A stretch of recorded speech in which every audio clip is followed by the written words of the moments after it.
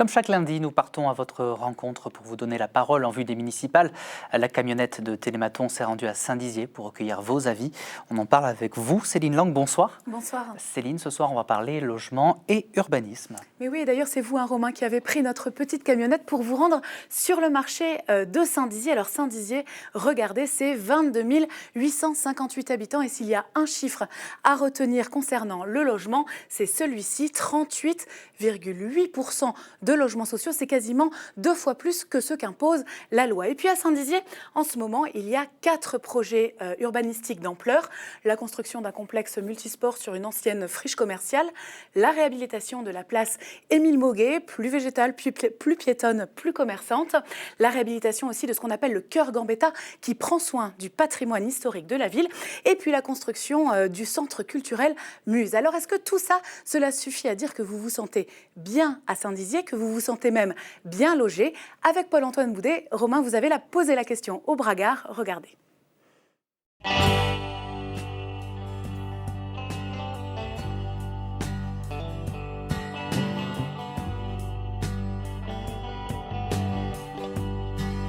Pour une fois, à la place de Brad Pitt.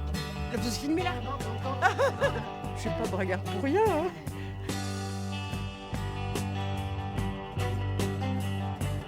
Nous, on est locataires, mais on a eu beaucoup d'offres au niveau logement, que ce soit propriété ou être en location. J'ai fait un dossier à Plurial, j'ai jamais eu de réponse. Donc en fait, j'ai trouvé un logement en privé. Moi, ça fait 15 ans que je fais ma demande. À chaque fois, on me propose des appartements inadaptés. Je suis en situation de handicap, ça fait maintenant 10 ans. Le logement, ça va, c'est facile à trouver. J'ai trouvé une annonce sur Le Bon Coin, j'ai visité un appartement et j'ai tout de suite loué, quoi. Le loyer est très accessible comparé à d'autres secteurs où ça l'est un peu moins.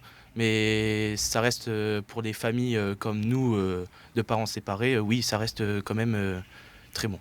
La taxe foncière, si elle augmente, on ne peut pas dire qu'elle n'augmente pas, mais c'est pas excessif, c'est raisonnable. Les loyers ont très fortement augmenté. Il faut se ramener au salaire médian du Bragard, qui pour moi doit être à peu près à 1 500 € par mois.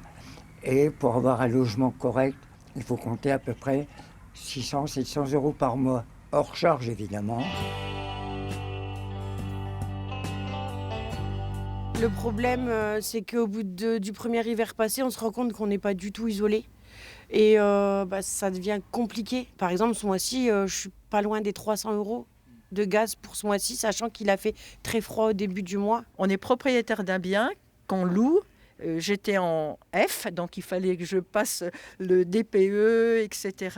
On a fait l'isolation, maintenant on est en D et je loue moins cher. Ça fait 27 ans que nous vivons dans un logement social qui est très correct, il n'y a rien à dire puisqu'on est près du centre-ville.